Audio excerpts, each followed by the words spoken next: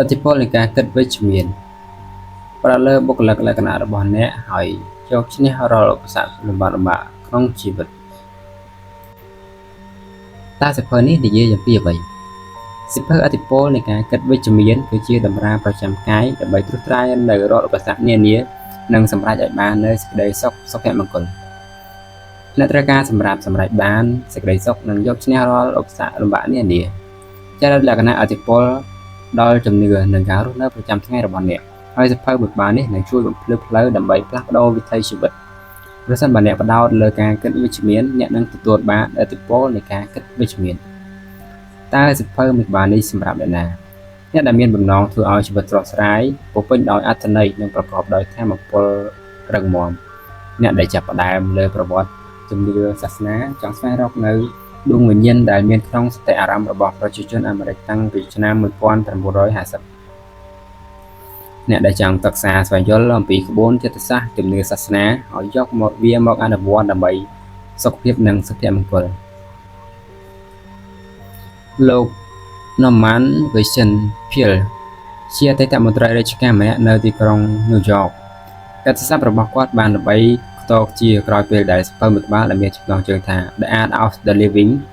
Inspiring Message for Daily Living and a Guide to Confident Living បានលក់ដាច់បំផុតគាត់មានវត្តមានញឹកញាប់បំផុតក្នុងកម្មវិធីទូរទស្សន៍វិទ្យុមិនត្រឹមតែប៉ុណ្ណោះទេគាត់ជាស្ថាបនិកមូលនិធិគិតវិជ្ជមានផងដែរ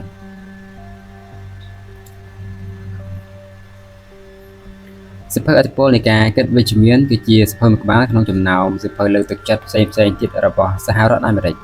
ហើយវាក៏ជាសៀវភៅមួយក្បាលក្នុងចំណោមសៀវភៅដំបូងដែលបញ្យល់ពីឥទ្ធិពលនៃការផ្លាស់ប្ដូរគំនិតដោយការកើតចេញពីការតាំងចិត្តមិនងាកទេដែលក្រោយមកវាបានក្លាយទៅជាចំណែកមួយនៃវប្បធម៌ប្រវត្តិសាស្ត្រថ្មីរបស់សហរដ្ឋអាមេរិកសៀវភៅមួយក្បាលនេះទទួលបានប្រជាប្រិយភាពដ៏មហាសាលវាត្រូវបានលក់ដាច់ជាង5លានក្បាលហើយវាកំពុងតែពេញនិយមពីសំណាក់មិត្តអ្នកអានភាពល្បីល្បាញរបស់សៀវភៅនេះមិនអាចបញ្ឈប់អ្នកនិពន្ធពីការសរសេរដេញដោលលើប្រធានបទនេះឡើយរួមទាំងអំណះអំណាងរបស់អ្នកនិពន្ធក៏ដូចជាវិធីសាស្ត្ររបស់គាត់សម្រាប់បង្ហាញថាព័ត៌មានដែលគាត់លើកឡើងត្រឹមត្រូវបំផុតនិងនៅតែបន្តទៅបែបនេះទៅមុខទៀតមនុស្សជាច្រើននៅតែសរសើរមិនដាច់ពីមាត់ពីអត្ថន័យស៊ីជម្រៅដែលប្រកបដោយទស្សនៈអប់រំនិងវិធីធ្វើឲ្យមនុស្សគិតរកផ្លូវវិជ្ជមានជីវិតរបស់ពួកគេមានការផ្លាស់ប្ដូរនិងទទួលបានផលិតផលវិជ្ជមានជាខ្លាំងក្រោយពីគេបានអនុវត្តវិធីសាស្ត្រដែលមានចែងក្នុងសៀវភៅនេះបើទោះបីជាអ្នកមិនយល់ស្របតាមការអះអាងរបស់អ្នកនិពន្ធទាំងស្រុងក៏ដោយតែមិនថ្មីទេយ៉ាងហោចណាស់អត្ថបទដកស្រង់នេះនឹងបង្ហាញគំនិតសំខាន់3គឺការជជែកលើខ្លួនឯងការផ្ដោតលើលទ្ធផលវិជ្ជមាននិងការសរសើរពីមនុស្សជុំវិញខ្លួនមានសារៈសំខាន់ដើម្បីឲ្យអ្នកមានជីវិតដ៏រីករាយនិងប្រកបដោយសុខភាពល្អរបៀបនៃការគិតជាឥទ្ធិពលមកលើតថភាពនៃជីវិតពិតរបស់អ្នកការដើរផ្សងព្រេងនិងដើរកម្សាន្តក្នុងព្រៃអាចជួយដោះស្រាយបញ្ហាជីវិតស៊ីវិល័យមានជំនឿក្នុងខ្លួនអាចជួយឲ្យអ្នកកាន់តែច្បាស់លាស់ពីគោលដៅអារម្មណ៍ចាញ់ប្រៀបអ្នកដទៃនិងភាពមិនច្បាស់លាស់គឺជាមេរោគដែលមកជាជីផ្លូវអារម្មណ៍របស់អ្នកមិនចេះចប់មិនចេះហើយមានមនុស្សច្រើនណាស់ដែលកន្លែងមើលកន្លែងណាក៏ឃើញបញ្ហាពួកគេយល់ថាវាជារឿងលំបាកខ្លាំងណាស់ហើយព្យាយាមស្ដីបន្ទោសស្ថានភាពកាលៈទេសៈនិងមនុស្សជំនាញខ្លួនរបស់ពួកគេជាងការប្រឹងប្រែងតស៊ូប្រយុទ្ធជាមួយពួកវា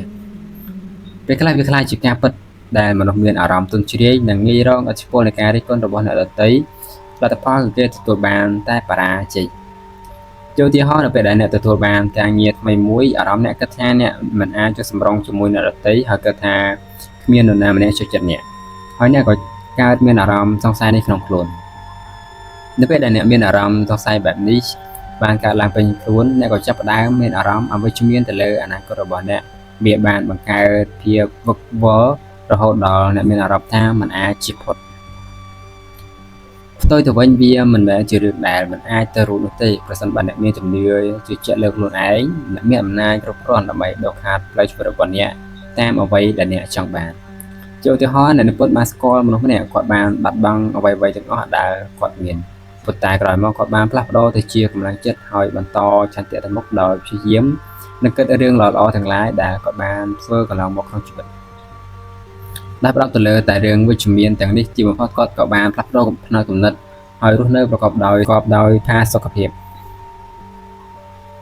ដូច្នេះហើយបើអ្នកចង់ផ្លាស់ប្ដូរស្ថានភាពបែបនេះអ្នកត្រូវតែផ្លាស់ប្ដូរការគិតរបស់អ្នកជាមុនសិនដូច្នេះហើយប្រសិនបើអ្នកចង់ផ្លាស់ប្ដូរស្ថានភាពបែបនេះអ្នកត្រូវតែផ្លាស់ប្ដូរការគិតរបស់អ្នកជាមុនសិនជាជាងបណ្ដាត់បណ្ដោយទៅតាមព្រេងវាសនាដោយបរិះក្នុងឧទាហរណ៍ខាងលើអ្នកអាចប្រើអំណាចដែលមានក្នុងខ្លួនដើម្បីផ្ដោតទៅលើរឿងល្អៗហើយជឿជាក់លើវាថានឹងជោគជ័យនោះអ្នកនឹងអាចជំនះរាល់ឧបសគ្គទាំងឡាយក្នុងជីវិតវិធីមួយដើម្បីធ្វើរឿងនេះអ្នកត្រូវគិតស្រមៃទៅលើលទ្ធផលជោគជ័យនិងអ្វីដែលអាចធ្វើបានទៅតាមនឹងនោះដែរអ្នកក៏ត្រូវស្រមៃឲ្យឃើញពីបញ្ហាដែរនៅពេលដែលអ្នកធ្វើការប្រៀបធៀបហើយបន្ថយបញ្ហានោះឲ្យតាមតែតូចបន្តិចម្ដងអ្នកនឹងនឹកឃើញវិធីងាយដោះស្រាយបញ្ហា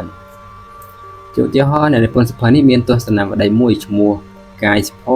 បានជួបវិបត្តិដ៏ធ្ងន់ធ្ងរមួយតែក្រោយមកត្រូវបានដោះស្រាយដោយវិធីជាក់លាក់មួយគឺគ្រប់គ្នានៅក្នុងអង្គភាពជឿជាក់ថាមានចំនួនអ្នក subscriber បន្ថែមកាន់តែច្រើននេះជាវិធីមួយដែលពួកគេប្រើប៉ុន្តែវាមិនបានកាត់ឡើងចេញពីការប្រាថ្នាតែមួយមុខទេវាក៏កើតចេញពីការពង្រឹងការដឹកនាំរបស់ពួកគេផងដែរមនុស្សលើโลกនេះកើតមកនរណាក៏ត្រូវការពាក្យសរសើរដែរមនុស្សជាសត្វសង្គមមួយដែលត្រូវការអារម្មណ៍កក់ក្ដៅប៉ុន្តែផ្ទុយទៅវិញមនុស្សម្នាក់គិតតែពីខ្លួនគេជាលទ្ធផលមនុស្សជាច្រើនទទួលបានរកការជិះចាប់ដោយសារតែគេមានអារម្មណ៍ថាសង្គមមិនឲ្យតម្លៃឬគ្មាននរណាម្នាក់ត្រូវការគេនៅសំណាងនេះយើងមានវិធីមួយចំនួនដើម្បីឲ្យអ្នកខ្លាយជាមនុស្សដែលគួរឲ្យចូលចិត្តទីមួយអ្នកត្រូវដឹងថាហេតុផលដែលមានមនុស្សមិនចូលចិត្តអ្នកព្រោះតែអត្តចរិតរបស់អ្នកត្រូវអរគុណហើយចាប់ផ្ដើមផ្លាស់ប្ដូរអត្តចរិតរបស់អ្នកបើអ្នកចង់ឲ្យអ្នកដទៃសរសើរឬអ្នកធ្វើជាមនុស្សងាយស្រួលនិយាយគ្នាជាមុន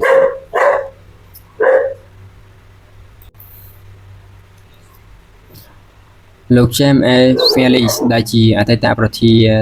ការិយាល័យប្រៃសណីយ៍របស់សហរដ្ឋអាមេរិកគឺជាឧទាហរណ៍មួយដ៏ល្អដែលជាមនុស្សល្អងាយស្រួលគាត់បានធ្វើឲ្យគេគ្រប់គ្នាស្រឡាញ់ពេញចិត្តដោយសារតែគាត់មានអត្តចរិតល្អស្ដែងឲ្យចេញគ្រប់គ្នាមានអារម្មណ៍ថាគាត់ជាមនុស្សទន់ភ្លន់ស្មោះត្រង់និងរស់រាយរាក់ទាក់